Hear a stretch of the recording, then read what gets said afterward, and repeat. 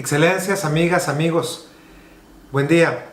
Espero que hayan tenido un excelente comienzo de su jornada el día de hoy. Quiero comenzar con un saludo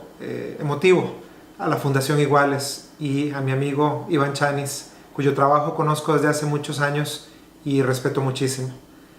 Quiero también saludar especialmente a la Embajada del Reino de los Países Bajos, a la Oficina del Alto Comisionado de las Naciones Unidas para los Derechos Humanos y a toda persona que esté reunida hoy ahí con el propósito de tener esta discusión tan fundamental como es la discusión de la eliminación de discriminación en razón de la orientación sexual y la identidad de género. Me emociona mucho que me hayan invitado a tomar parte en este evento porque me permite presentar el mandato que tengo el honor de ejercer y comenzar una conversación que espero que continúe en el tiempo y durante los años que voy a tener el honor de realizar este trabajo. Como ustedes saben, el mandato que yo ejerzo es de muy reciente factura. La resolución 32.2 fue adoptada únicamente en el año 2016, después de bastante trabajo y bastante controversia en el seno de la Organización de las Naciones Unidas. Sin embargo, el trabajo en materia de discriminación y violencia en razón de la orientación sexual y la identidad de género no es nuevo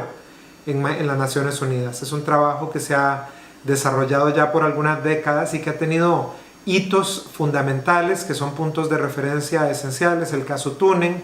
los pronunciamientos del Comité de Derechos Humanos y más recientemente los dos informes de la Oficina del Alto Comisionado relacionados con esta materia.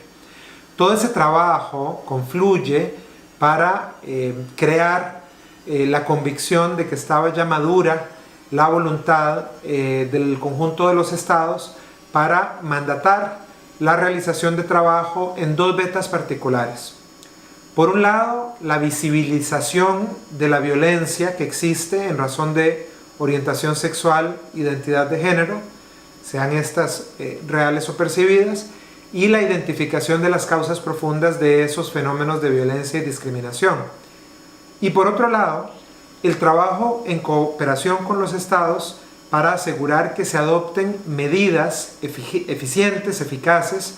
para reducir esos actos de violencia y discriminación y eventualmente erradicar esos actos. En este trabajo, el mandato recibe una guía muy importante en el sentido de que tiene que realizar sus labores en un diálogo muy amplio y muy abierto con todas las comunidades, grupos, poblaciones que puedan tener un interés válido en el asunto. Y en ese sentido, creo que fue muy valioso que mi predecesor, el profesor Muntaphorn, realizó ya varias consultas amplias y mantuvo siempre la puerta del mandato abierta para todo insumo que sea relevante y válido, y es un propósito que yo también voy a mantener. Por otra parte, es importante mencionar que el mandato recibe la inspiración de asegurar que va a trabajar en el ámbito de la interseccionalidad, es decir, en el reconocimiento de que existen dimensiones, perspectivas que interactúan en la creación de fenómenos de discriminación y violencia. Como me lo decía una activista en derechos humanos hace algunos días, me decía, tenemos un solo cuerpo, pero en él hay muchas identidades juntas. Una mujer que sienta una atracción profunda por otras mujeres puede escoger autodefinirse como lesbiana o como bisexual, pero también tendrá otros puntos de referencia, otras identidades en razón de su nivel educativo, su salud, su pertenencia étnica, su nacionalidad, su condición migratoria, etc. Todas estas identidades que interactúan para en algún momento del tiempo crear lo que se conoce como una experiencia de vida sustancialmente única. Y en esto consiste, evidentemente, la inspiración que mi mandato recibe de dar un vistazo amplio al fenómeno de la violencia y la discriminación. Este es muy particularmente el tipo de enfoque que va a resultar útil cuando se estudian pronunciamientos como el pronunciamiento de la opinión consultiva OC24, emitido por la Corte Interamericana de Derechos Humanos y que va a ser objeto de amplias discusiones el día de hoy, estoy seguro. Sé que los aspectos del contenido y las diferentes características de esta opinión consultiva van a ser desgranados durante el día de hoy. Yo no pretendo ser parte de esa discusión porque no lo puedo hacer de una manera interactiva, pero querría cooperar con dos puntos de vista que he adquirido a lo largo de mi trabajo en la Corte y la Comisión Interamericanas desde hace ya bastantes años. El primero de ellos es que un pronunciamiento como el de la opinión consultiva siempre está inscrito en un contexto político. Y a pesar de que es importante entender ese contexto político con el propósito de comprender todas las aristas que tiene la recepción del pronunciamiento, es importante también entender que las opiniones consultivas nunca han versado sobre temáticas que no sean controversiales, comenzando con las primeras que se relacionaban con diferentes aspectos de la interpretación de la Convención Americana,